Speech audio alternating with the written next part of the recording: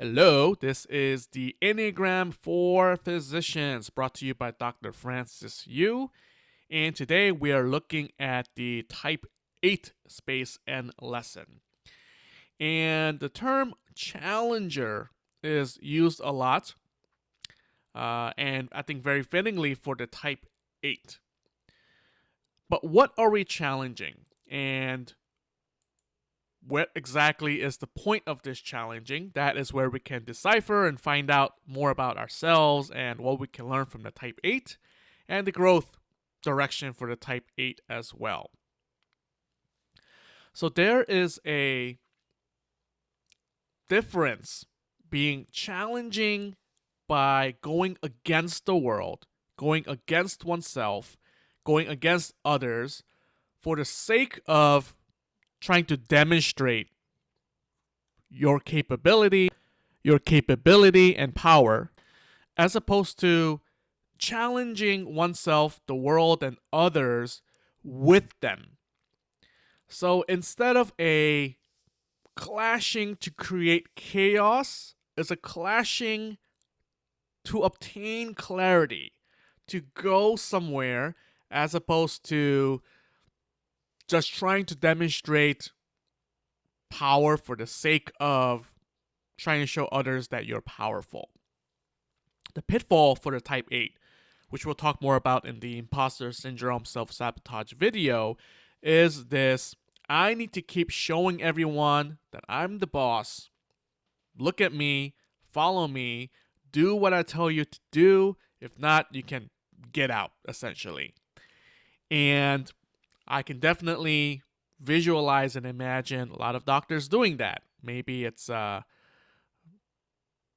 doctors, maybe it's nursing staff, or maybe it's receptionist or non other health degree staff, in which they're just overbearing and taking control everything to show that, hey, I'm the one in charge. Versus the healthy way, the healthy space of the Type 8 is to be demonstrating this strength and power that is innate and essentially already there. And by being vulnerable, that strength and power actually shows up more, as opposed to fearing vulnerability, thinking that that will take away one's image of one's strength and power.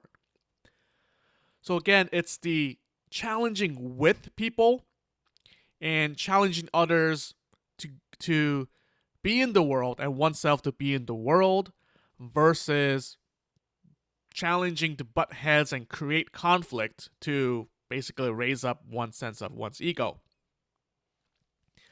And this is one way I like to explain it: being on the fence as opposed to defense or offense. The trap, in a way, can be I need to be on the defense or I need to go on the offense to protect my boundaries and show up and show people that, this is what I am. Now, that's not good or bad,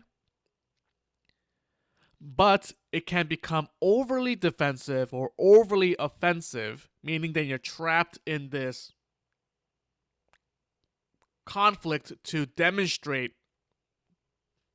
to basically relying so much on it that you're in the Type 8 hamster wheel of trying to fend off opposing outside influences and trying to overcome others, as opposed to being like water and being flowy and being able to respond in any situation, being on the fence and being able to navigate and demonstrate and manifest in where you are.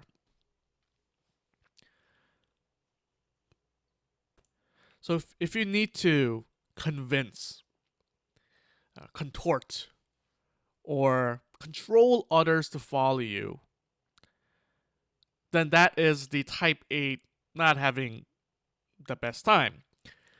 that is the trap that they can fall into. But if you are fully following yourself, then naturally others will fully follow you as well. So, in other words, first follow up with yourself. And the type 8 also is about this Hereness. And it can be from being a fuss, making a noise, letting other people know, hey, here I am. Not necessarily pay attention to me, but look at how I am in the world. Versus being here, being in the world, and really being in the world, and there's no extra bonus incentive to having to need others' interest and attention to you. And by being in the world and being here, that then really attracts and this following or attention of others. Now, type 8s can appear boisterous, quote unquote opinionated, and maybe conflict. What's the opposite of averse? Seeking conflict, but that's not really what it's about. It may show up that way, but underlying that, there is this motivation to really be in the world. And sometimes it's the reaction of reacting in the world that can cause them to be motivated to act in not so healthy ways to do that.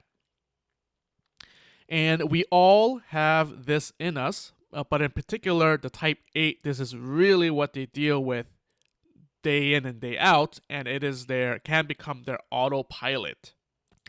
So the lesson for all of us, is the beingness of here, but without having to butt heads to let it be known that I'm here, but also being able to notice if my beingness here is being challenged or negated in a very core way, is being able to stand up for oneself and others' place here and in the world. In short, type 8 for me is about